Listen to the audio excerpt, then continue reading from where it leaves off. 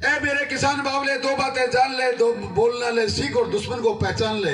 मैंने सर छोटू राम को पढ़ा है और मैं बोलना जानता हूं, इसलिए बोलता हूं। तुम्हारे मंत्री और इनके संतरी भानुमति का पूरा कुनबा कहीं जयपुर के होटलों में, कभी जैसलमेर के होटलों में।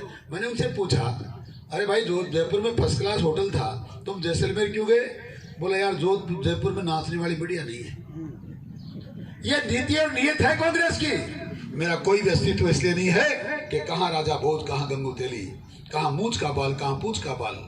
मैं एक गरीब किसान का झोंपड़ी में पैदा हुआ बेटा, मैं पैदल नंगे पांव चल के स्कूल में जाने वाले गरीब किसान का बेटा। नाखून के हाथ लगा दिया अभिनंदन के तो समझ लेना तुम्हारा एक सूबा खत्म हो जाएगा। अभिनंदन पे कुठाराघात किया तो आधा पाकिस्तान खत्म हो जाएगा। तुमने कोई और बात सोच ली तो दुनिया से नक्शे से पाकिस्तान मिट जाएगा। अभिनंदन को दामाद की तरह मेरे घर छोड़ के जाना, छोड़ के गए। मैं उस मोदी के लिए वोट मांगने आया। बुजुर्गों, नौजवान दोस्तों, जिसने पिछले दिनों आपकी यहाँ कांग्रेस की सरकार, इसी विधानसभा के मंत्री, कोरोना के काल में जब महामारी मची थी, ये मोदी का परिवार घर घर घूम रहा था, खाद्यान्न लेकर, दवाइयां लेकर, वैक्सीन लेकर, और तुम्हारे मंत्री और इनके संतरी भानुमति का पूरा कुनबा कहीं जयपुर के होटलों में, कभी जैसलमेर के होटलों में। मैंने उनसे पूछा, अरे भाई जो जयपुर में फर्स्ट क्लास होटल था, तुम जैसलमेर क्यों गए? बोला यार जो जयपुर में नाचने वाली बढ़िया नहीं है। ये नीति और नीयत है कांग्रेस की। और मैं जो बुजुर्गों, नौजवान दोस्तों, मुझ पर कई लोग बोलने का आरोप तो लगाते हैं, शुभकर ज्योति चाहे जो कुछ बोलता है, मैं तथ्यों की बात करता हूँ, सच्चाई बोलता हूँ।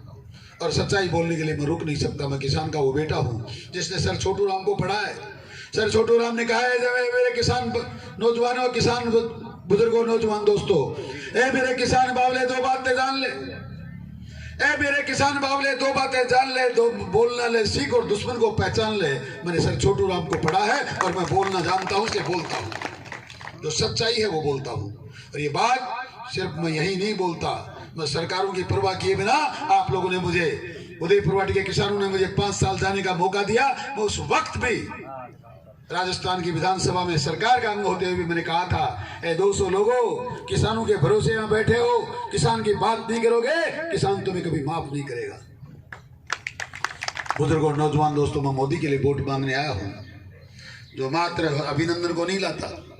महामारी के वक्त जब कांग्रेस की हाथ ने ऊपर कर दिए, हमारे पास अन्न नहीं, हमारे पास दवाई नहीं, हमारे पास वैक्सीन नहीं, उस वक्त उस महामना ने मात्र भारती के लिए नहीं, हिंदुस्तान के 130 करोड़ जनता के लिए ही नहीं, वैक्सीन बनाया रिकॉर्ड तोड़ 6 महीने में। इस धरती पर आज तक कोई वैक्सीन 6 महीने में नहीं बनी। हिंदुस्तान के एक बच्चे को, भाई को लगी। और सीमाओं के बाहर जो जरूरतमंद लोग थे, हम वसुध वैध कुटुंबकम को मानने वाले लोग हैं, हम जाति पाति धर्म मजहब की बात नहीं करते।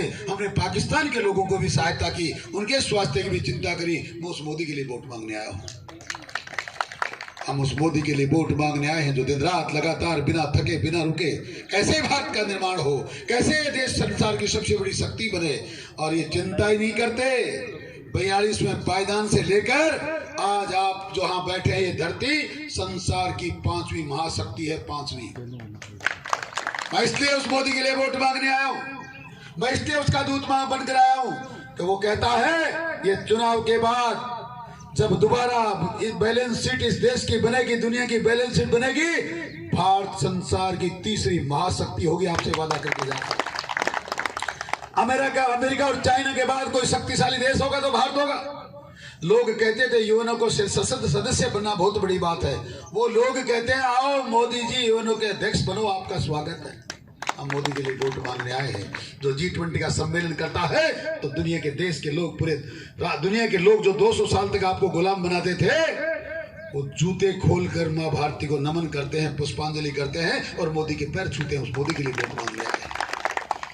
बुजुर्गों, नौजवान दोस्तों, ये पढ़े लिखे लोगों का गांव है। आपके भी बच्चे को यूक्रेन और रशिया में MBBS करने गए होंगे, देखा नहीं आपने हादसा? पूरी दुनिया कह रही थी क्या होगा भारत के बच्चों का। आपके सामने हम उस मोदी की चर्चा करने आया हूं जिसने पूरी दुनिया को ललकारा। ए अमेरिका और चाइना वालों, किसकी बात करते हो? यूक्रेन को रशिया को समझा देना। और उन्होंने कहा साहब आप ही समझाओ। तो उनको कहा, ए राष्ट्रपति के महोदय, रशिया और यूक्रेन वालों आंख खोल कान खोल के सुन लो। मोदी का एक एक बच्चा जब तक तुम्हारे देश में है और जिसके हाथ में तिरंगा है उसकी तरफ गोली तो बहुत दूर की बात है, पटाखा अगर फोड़ दिया तो दुनिया से मिटा दिए जाओगे। और वो तो सुरक्षित आई आए। पाकिस्तान के लोग जो हमको दुश्मन कहते थे, तिरंगा जलाते थे, उन्होंने भी जीने के लिए तिरंगा उठाया। मोदी जिंदाबाद, भारत माता जिंदाबाद, तिरंगा झंडा जिंदाबाद का नारा लगाया, तब सुरक्षित घर पहुंचे। भगवान का नाम लेने लिया आपने कभी? जब भी दुख में होते हो तो भगवान का नाम लेते हो ना। वो मोदी भगवान से कम नहीं, क्योंकि पूरी दुनिया उसका नाम लेकर सुरक्षित महसूस करती है। ऐसा पाकिस्तान के लोगों ने किया, मैं आपको बताने आया हूं।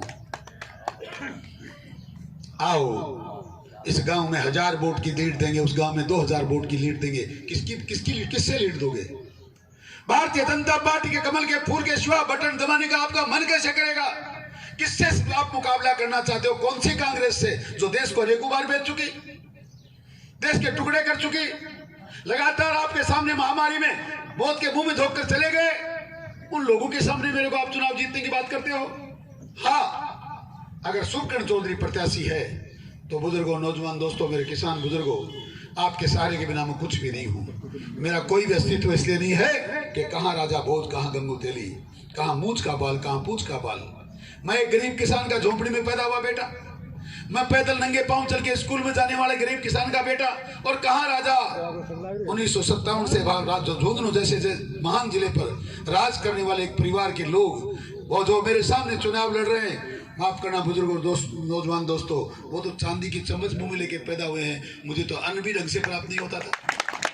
मैं प्रत्याशी के रूप में सुखकर्ण चौधरी उनका मुकाबला नहीं कर सकता। मेरे पास तो मात्र आपका भरोसा है, और आपका ये भरोसा इसलिए है बुजुर्गों, नौजवान दोस्तों, कि मैं 2 बार किसान का बेटा होने के नाते 2 बार एक ऐसे चुनाव में जहां मैं आपकी आवाज बनना चाहता था, 400 वोट से हार कर आया हूं। मैं पूरे जिले पर भरोसा और ये झोली फैला कर आया हूं कि आप मेरी मदद करेंगे, और आने वाले चुनाव में हिंदुस्तान की लोकसभा में मैं आपकी आवाज बनूं।